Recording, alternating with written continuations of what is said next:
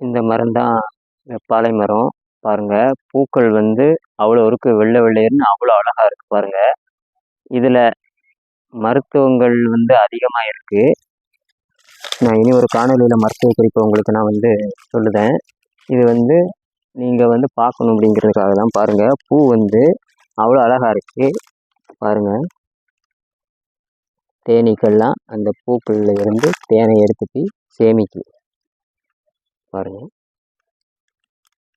பாருங்க, தேனியை பாருங்க, இங்க பாருங்க.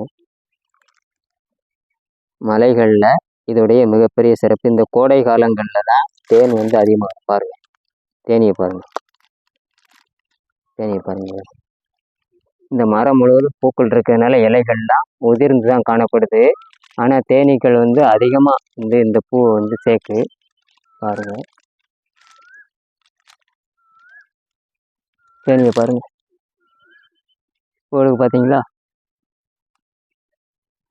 இதுதான் இயற்கை.